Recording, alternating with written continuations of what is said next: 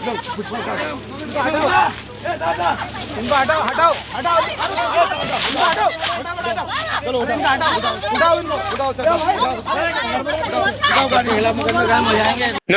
The लपेटा देख रहे हैं आप और मैं हूं आपके साथ आदर्श पांडे।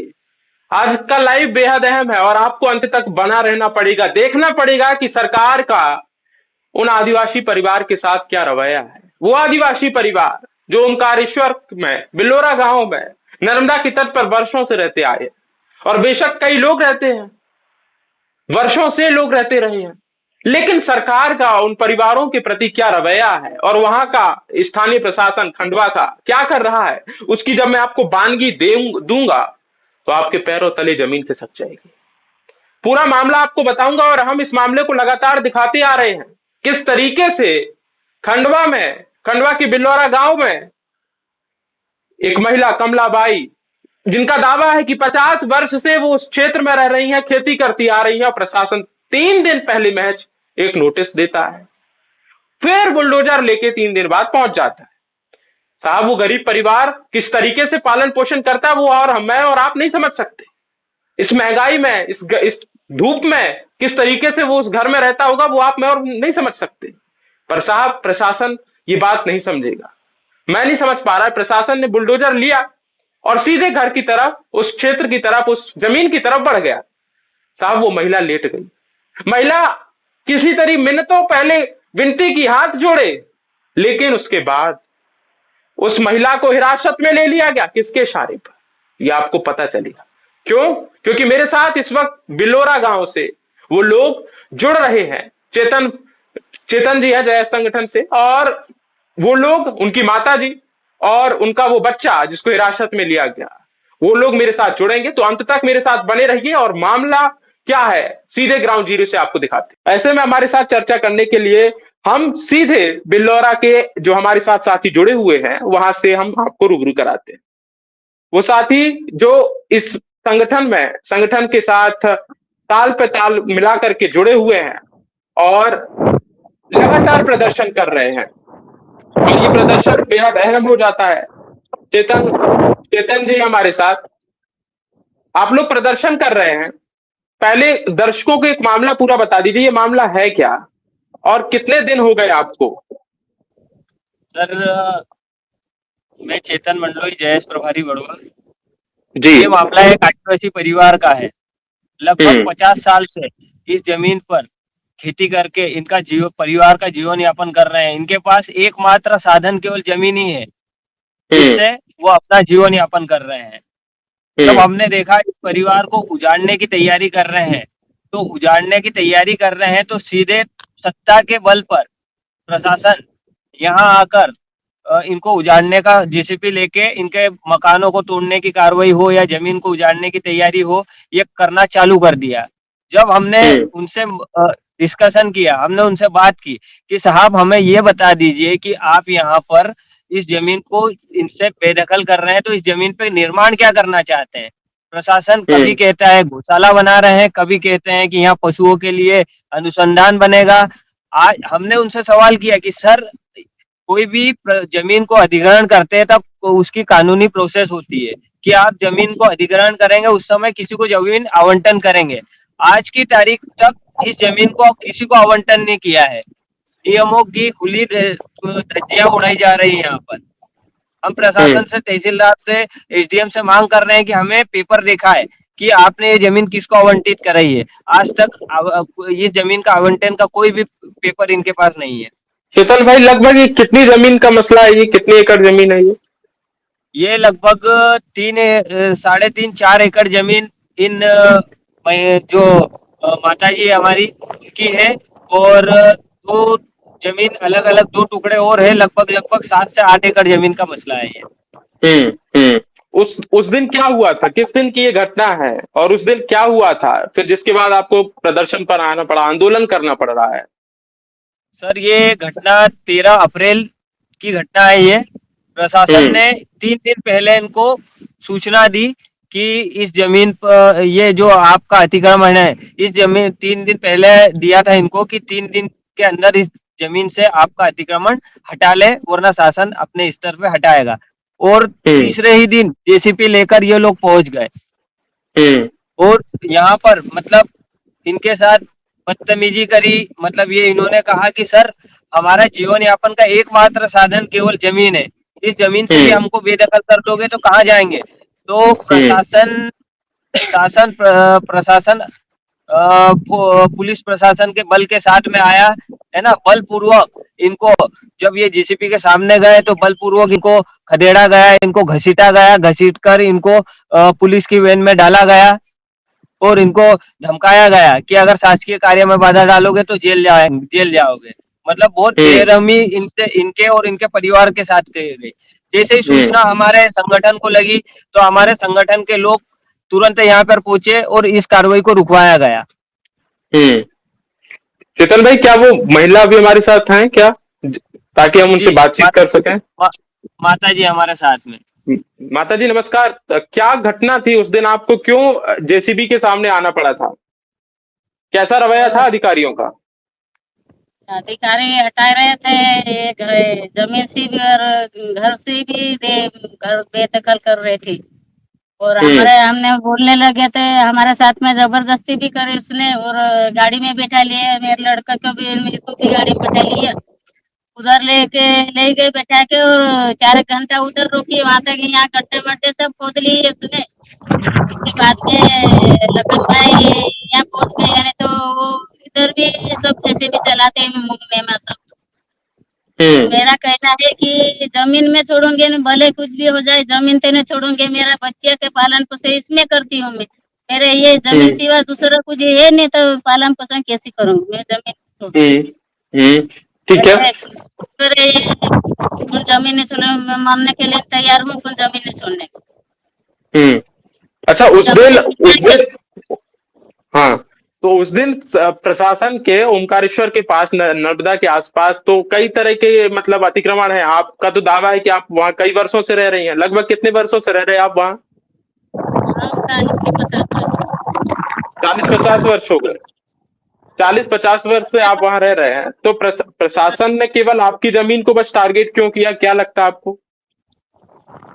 ये तो पता नहीं सर, क्या पता, महीना थे दूसरे सब तो उधर भी है जमीन सरकारी को, उधर नहीं गए यहाँ के। आपको नोटिस किस दिन दिया था?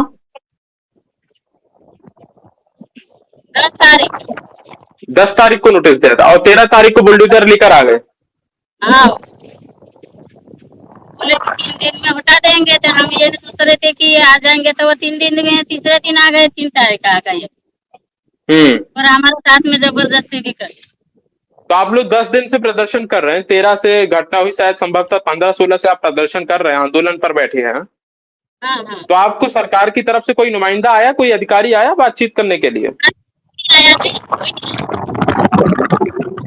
इतने दिन से कोई कोई कोई नहीं आया? नहीं।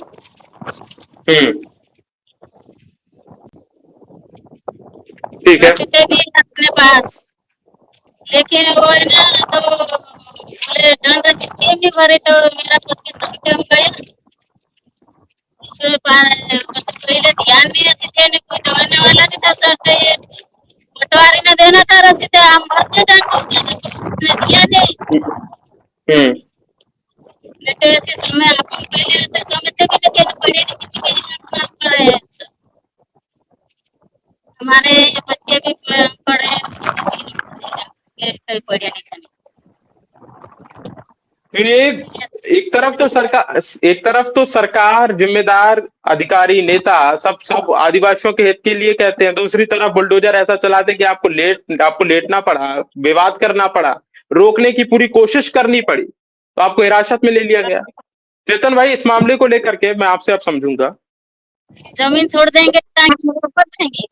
चेतन भाई, मैं आपसे समझना चाहता कि आपने जब ये पूरा मामला समझा, देखा, तो फिर आपने सरकार के कोई अधिकारी से, प्रशासनिक से, जिम्मेदार जिला स्तर पर, क्षेत्रीय स्तर पर जो जिम्मेदार है, उनसे बातचीत करने की कोशिश की थी? सर्वप्रथम सर, मैंने यहाँ के क्षेत्रीय विधायक, चूंकि हमारे यहाँ के जो पहला जनप्रतिनिधि होता है वो विधायक होता है, मैंने इनसे फोन पे माननीय नारायण पटेल जी से फोन पे चर्चा करी कि सर, पहले दिन ही मैंने फोन किया था, मगर सर ये यहाँ पर परिवार को गैर कानूनन तरीके से उजाड़ा जा रहा है। तो साहब ये परिवार की उम्मीद एकमात्र आप हो कि आप इसको विधानसभा मुख्यमंत्री के सामने रखेंगे, इनकी पीड़ा को एकमात्र आप इनका जनप्रतिनिधि हो, मुख्यमंत्री तक इनकी बात पहुंचाने, शासन प्रशासन मुख्यमंत्री तक बात पहुंचाने के लिए।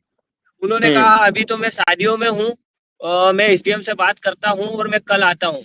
मगर यहाँ का विधायक भी इतना लापरवाह है, गैर जिम्मेदार और आदिवासियों को केवल वोट के लिए इस्तेमाल करता है।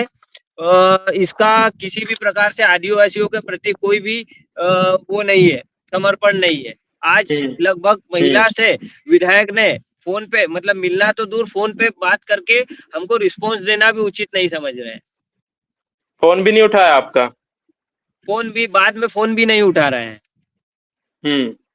और यहाँ पर विधायक उसके बाद में हमने तहसीलदार वगैरह इन लोगों से बात कर रहे हैं, तो उन लोगों का भी अगर वो उनका कहना ये है कि अगर आप कुछ भी न्याय चाहते हैं, मान लो हमने उनसे एक मांग करी है कि ये आपके पास कोई आदेश वगैरह तो है नहीं कि आप इस जमीन पर करना क्या चाहते हैं, है ना, आवंटन का आदेश तो नहीं है कि किसको जमीन आवंटित की गई। तो हमने उनसे कहा कि एक काम कीजिए, 2007 तक ये जो, चूंकि मेरे पास रसीदें वगैरह सारी चीजें, 2007 तक इनकी दंड रसीदें हैं। उन प्रशासन से, माननीय नायब तहसीलदार से हम लोगों ने मांग करी है कि 2007 से आज 2026 तक आप दंड रसीद, इनका जो भी दंड है उसका मूल्यांकन कर लीजिए, और मूल्यांकन के बाद में जो भी इनका दंड बनेगा वो दंड हम भरने को तैयार है, और आप इनको जमीन पर यथावत रहने दीजिए। क्योंकि इसमें कोई भी केंद्र सरकार और राज्य सरकार की कोई भी योजना नहीं है। आप लोगों को कंफर्म नहीं किया जा रहा कि आखिरकार आपकी जमीन का आवंटन होना कहाँ है? हाँ, ये कंफर्म नहीं हो रहा है। जैसे कि आप सभी लोगों को भी पता है कि इस जमीन को जो बीजेपी भाजपा है, भाजपा का जो सहयोगी संगठन है, वो इस जमीन के पीछे लगा हुआ है, पूरी ताकत से लगा हुआ है, सत्ता का दुरुपयोग कर रहा है, और वो कहीं ना कहीं इस जमीन को हथियाने की प्लानिंग कर रहा है। कोई बड़ा नाम है क्या इसके पीछे? इसमें संगठन ही उनका, बीजेपी का जो सहयोगी संगठन है, अभी नाम तो सामने आया नहीं है, मगर उनका जो सहयोगी संगठन है वही लोग लगे हैं और इस जमीन को हथियाना चाह रहे हैं। ठीक है, और भी लोग हैं क्या हमारे साथ जो बातचीत करना चाहते हैं, जो अपनी बात रखना चाहते हैं? इनका लड़का भी है, ये विधवा जो हमारे साथ में हमारी माता जी है, उनका बेटा है, एक लौता, एक ही बच्चा है। बताइए उस दिन क्या हुआ, फिर उसके बाद सरकार का क्या रवैया रहा, प्रशासनिक अधिकारियों का? प्रशासन का तो कोई रवैया नहीं रहा। हम यहाँ से पिछले 10 दिन हो गए, आज हम आंदोलन पे बैठे हुए हैं, जब भी प्रशासन आज तक हमसे रूबरू नहीं हुई। आपसे रूबरू तो छोड़िए, आपका आवेदन वगैरह आपने दिया होगा, तो वो तो स्वीकार किया कि नहीं किया वो भी? नहीं, कोई हमारा आवेदन स्वीकार नहीं किया। हम कलेक्टर कार्यालय भी 2 बार आवेदन दे के आ गए, तहसील कार्यालय में भी दे दिया है, लेकिन हमसे हमारा आवेदन वगैरह कुछ नहीं उन्होंने पड़ा। तो आप लोग 10 दिन हो चुके हैं, तो ये कब तक चलेगा आंदोलन? क्योंकि जिम्मेदार नुमाइंदे हैं वो तो सुन नहीं रहे हैं, तो कब तक आपका आंदोलन चलेगा फिर?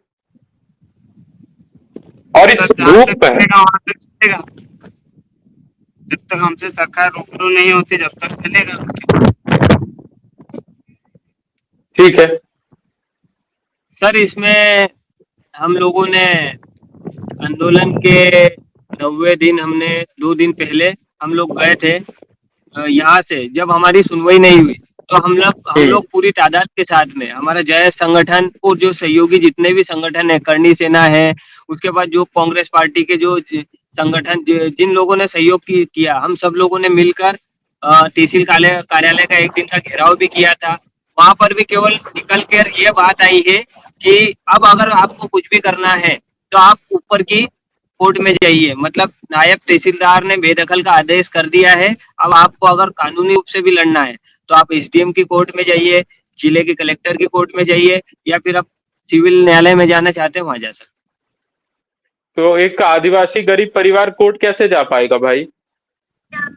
सर, ये चीज हम लोग समझ सकते हैं। आज इस परिवार की स्थिति ये है कि उनको आधार कार्ड में संशोधन के लिए भी सोचना पड़ता है कि हमारा आधार कार्ड का संशोधन करवाएंगे, तो उनको उस चीज का रास्ता भी पता नहीं है। यदि कोर्ट ही जाना होता तो वो परिवार, वो लोग वहां उस जमीन पर ही क्यों पालन पोषण कर रहे होते, कहीं महानगरों की ओर तरफ रुख करते। जी बिल्कुल सर, आप जानते हो, आप पूरे आदिवासी समाज ने शहरों से दूर रहकर जंगलों में अपना जीवन यापन कर रहा है कि इस शहर से चकाचौंध से दूर होकर केवल आदिवासी समाज इतना भोला भाला है कि केवल वो अपना जीवन यापन करता है, ना किसी के काम में कोई हस्तक्षेप करता है। मगर आज ये लोग जंगलों में भी सुरक्षित नहीं रह गए सर, आप समझिए बात। शहरों में तो ठीक है, जंगलों में अपनी जमीन पर जहाँ पर रह रहे वहां भी सुरक्षित नहीं है।